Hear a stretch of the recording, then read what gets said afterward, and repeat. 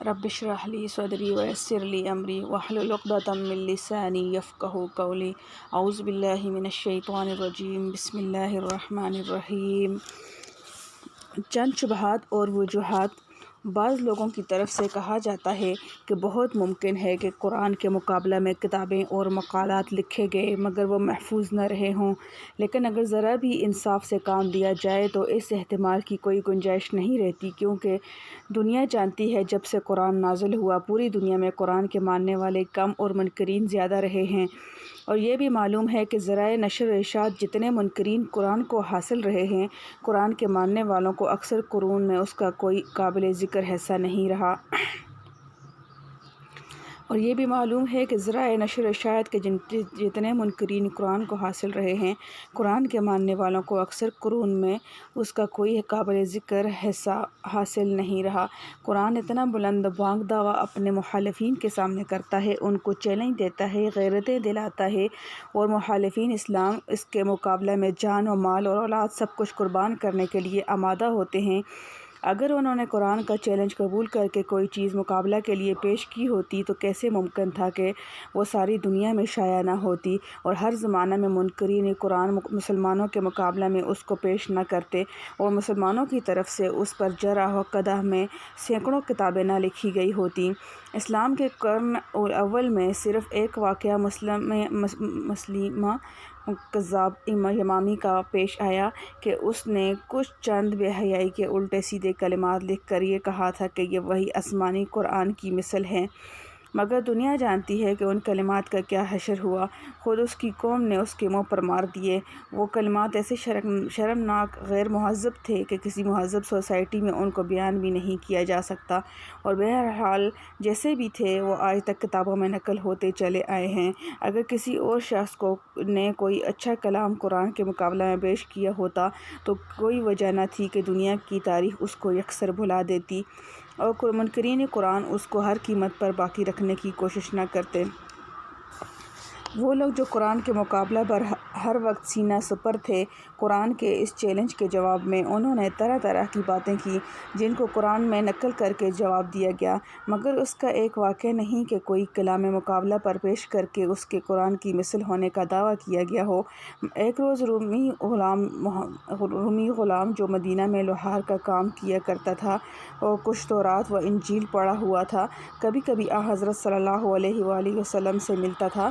عرب کے کچھ جاہلوں نے تعصب اور عناد سے یہ مشہور کیا کہ حضرت صلی اللہ علیہ وسلم کو یہ قرآنی مضامین اس نے سکھائے ہیں۔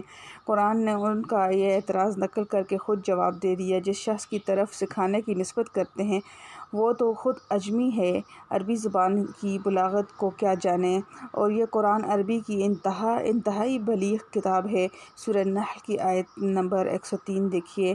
لسان الذی یلحدون الیہ اعجمی وہذا لسان عربی مبین۔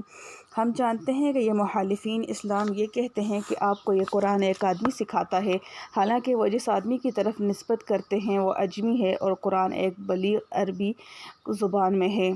کچھ لوگوں نے قرآن کو تحدی کے جواب میں یہ کہا کہ لو نشاء لقلنا مثل ھذا، اگر ہم چاہتے تو ہم بھی قرآن کی مثل کلام کہہ دیتے، لیکن کوئی ان سے پوچھے کہ پھر چاہا کیوں نہیں؟ قرآن کے مقابلہ کے لیے سارا ایڑی چوٹی کا زور تو خرچ کیا، جان و مال کی قربانی دی۔ اگر تمہیں اس کی مثل کلام لکھنے یا کہنے کی قدرت تھی تو قرآن کی اس تحدی کے بعد تم نے اس کی مثل کلام بنا کر فتح کا سہرہ اپنے سر کیوں نہ لیا؟ خلاصہ یہ کہ قرآن کے اس دعویٰ کے بعد مخالفین نے کچھ شریفانہ سکوت نہیں کر لیا، بلکہ جو کچھ ان کے منہ پر آیا اس کے مقابلہ پر کہتے رہے، لیکن پھر بھی کسی نے یہ نہ کہا کہ ہم میں سے فلاں آدمی نے قرآن جیسا فلاں کلام لکھا ہے۔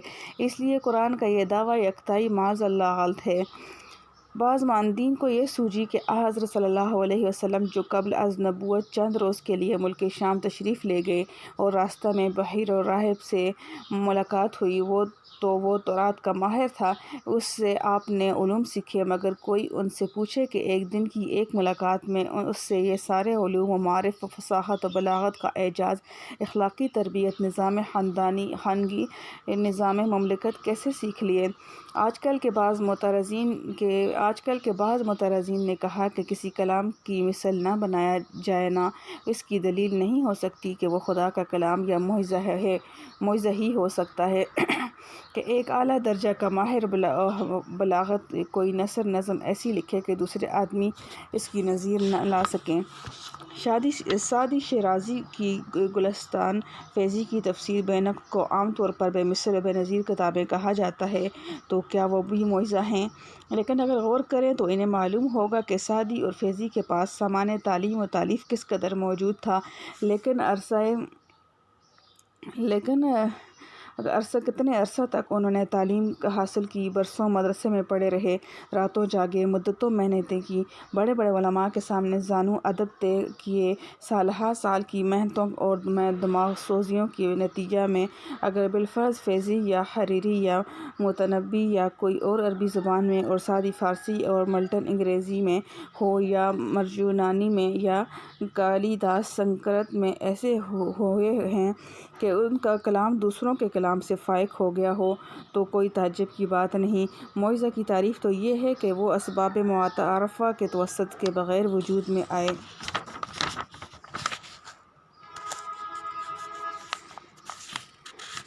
کیا ان لوگوں کے باقاعدہ تحصیل علوم، استادوں کے ساتھ طویل ملازمت و صحبت و وسیع مطالعہ، مدتوں کی مشقیں ان کے علمی مہارت کے کھلے ہوئے اسباب نہیں ہیں؟ اگر ان کے کلام دوسروں سے ممتاز ہوں تو اس میں تعجب کی کیا بات ہے؟ تعجب کی بات تو یہ ہے جس نے کبھی کتاب و قلم کو ہاتھ نہ لگایا ہو، کبھی مدرسہ و مکتب میں قدم نہ رکھا ہو، وہ ایسی کتاب دنیا کے سامنے پیش کرے کہ ہزاروں سعدی اور لاکھوں فیضی اس پر قربان ہو جانے کو اپنا سرمایہ فخر سمجھیں، اور ان کو جو کچھ علم و حکمت حاصل ہوئی ہو اس کو بھی آپ صلی اللہ علیہ وسلم ہی کے فیض تعلیم کا اثر قرار دیں۔ اس کے علاوہ سعدی اور فیضی کا کلام کی مثل پیش کرنے کی کسی کو ضرورت بھی کیا تھی؟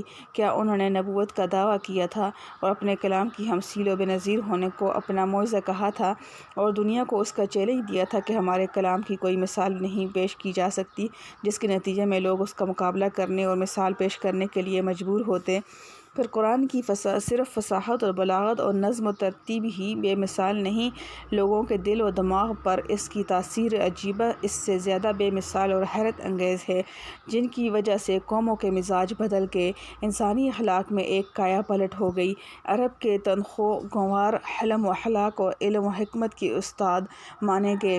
ان حیرت انگیز انقلابی تاثرات کا اقرار صرف مسلمان نہیں، موجودہ زمانے کے سینکڑوں غیر مسلموں نے بھی کیا ہے۔ یورپ کے مستشرقین کے مقالات اس کے بارے میں جمع کیے جائیں تو ایک مستقل کتاب ہو جائے، اور حکیم الامت حضرت مولانا اشرف علی تھانوی رحمۃ اللہ علیہ نے اس موضوع پر ایک مستقل کتاب بنام شہادت الاقوام علی صدق الاسلام تحریر فرمائی ہے۔ اس جگہ چند حوالے نقل کیے جاتے ہیں۔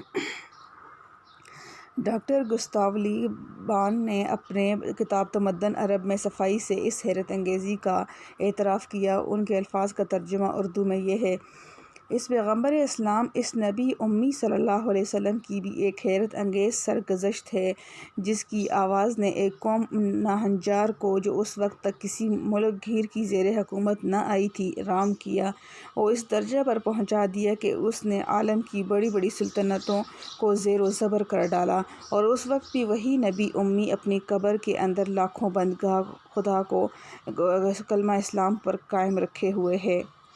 مسٹر وڈول جس نے قرآن مجید کا ترجمہ اپنی زبان میں کیا ہے، لکھتا ہے کہ جتنا بھی ہم اس کتاب یعنی قرآن کو الٹ پلٹ کر دیکھیں، اسی قدر پہلے مطالعہ میں اس کی نامرغوبی نئے نئے پہلوؤں میں اپنا رنگ جماتی ہے، لیکن فوراً ہمیں مسخر کر لیتی ہے، متحیر بنا لیتی ہے اور آخر میں ہم سے تعظیم کرا کر چھوڑتی ہے۔ اس کا طرز بیان باعتبار اس کے مضامین و اعتراض حفیظہ کے عالی شان و تحدید آمیز ہے، اور جا بجا اس کے مضامین سخن کے غایت و رفعت تک پہنچ جاتے ہیں۔ غرض یہ کتاب ہر زمانہ میں اپنا پرزور اثر دکھاتی رہے گی۔ مصر کے مشہور مصنف احمد فتحی بگزاغلول نے 1998 میں مسٹر کونٹ ہنروی کی کتاب الاسلام کا عربی ترجمہ 1998 عربی ترجمہ میں شائع کیا تھا۔ اصل کتاب میں فرانس زبان میں تھی۔ اس میں مسٹر کونٹ نے قرآن کے متعلق اپنے تاثرات ان الفاظ میں ظاہر کیے تھے کہ عقل حیران ہے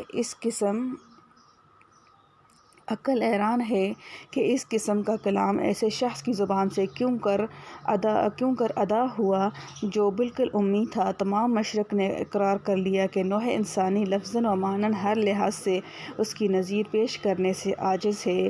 یہ وہی کلام ہے جس کی بلند انشاء پر زاری نے عمر بن خطاب کو مطمئن کر دیا، ان کو خدا کا معترف ہونا پڑا۔ یہ وہی کلام ہے کہ جب یحییٰ علیہ السلام کی ولادت کے متعلق اس کے جملے جعفر بن ابی طالب نے حبشہ کے بادشاہ کے دربار میں پڑھے تو اس کی آنکھوں سے بے ساختہ آنسو جاری ہو گئے اور پہ چلا اٹھا کہ یہ کلام اسی سرچشمہ سے نکلا ہے جس سے عیسیٰ علیہ السلام کا کلام نکلا تھا۔ انسائکلوپیڈیا برٹانکا میں ہے کہ قرآن کے مختلف حصص کے مطالب ایک دوسرے سے بالکل متفاوت ہیں۔ بہت سی آیات دینی و اخلاقی خیالات پر مشتمل ہیں۔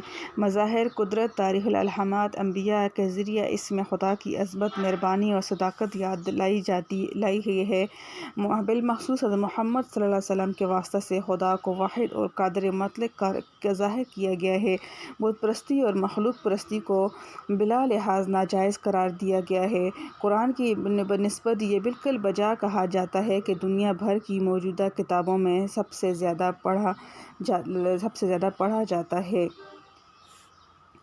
انگلستان کے نامور مورخ ڈاکٹر گبن اپنی مشہور تصنیف سلطنت روما کا اتحاد و زوال کی جلد 550 میں لکھتے ہیں، قرآن کی نسبت بحیرہ ٹانک سے لے کر دریائے گنگا تک نے مان لیا ہے کہ یہ پارلیمنٹ کی روح ہے، قانون اساسی ہے اور صرف اصول مذہب ہی کے لیے نہیں بلکہ احکام تعزیرات کے لیے و قوانین کے لیے بھی ہے، جس پر نظام کا مدار ہے، جس سے نوع انسان کی زندگی وابستہ ہے، جن کو حیات انسانی کی ترتیب و تنسیق سے گہرا تعلق ہے۔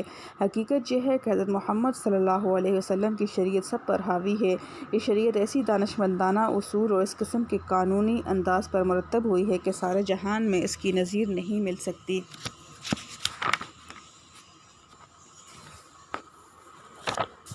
اس جگہ مشترکین یورپ کے اقوال و اعترافات کا استیعاب کرنا نہیں کہ اس کی گنجائش نہیں۔ نمونہ کے طور پر چند اقوال نقل کیے گئے ہیں جن سے واضح ہوتا ہے کہ باعتبار فصاحت و بلاغت کے اور باعتبار اعراض و مقاصد کے اور باعتبار علوم و معارف کے قرآن کے بے نظیر و بے مثل ہونے کا اقرار صرف مسلمانوں نے نہیں، ہر زمانہ کے منصف مزاج غیر مسلموں نے کیا ہے۔ قرآن نے ساری دنیا کو اپنی مثال لانے کا چیلنج دیا تھا اور کوئی نہ لا سکا۔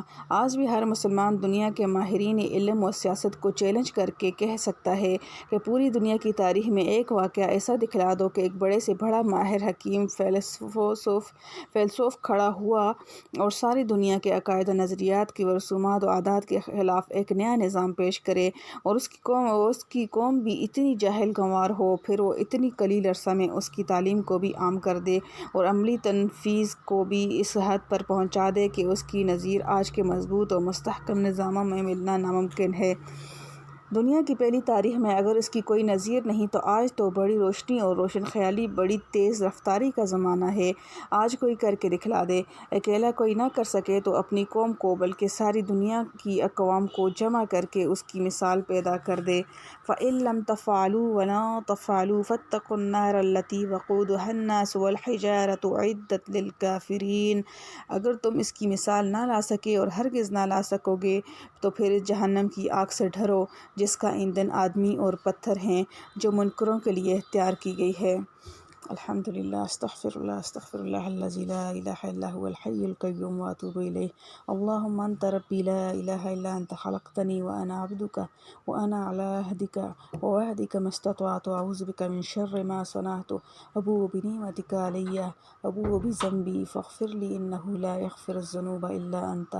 استغفر الله. لا حول ولا قوة الا بالله. الحمد لله حمدا كثيرا طيبا مباركا فيه كما يحب ربنا ويرضى.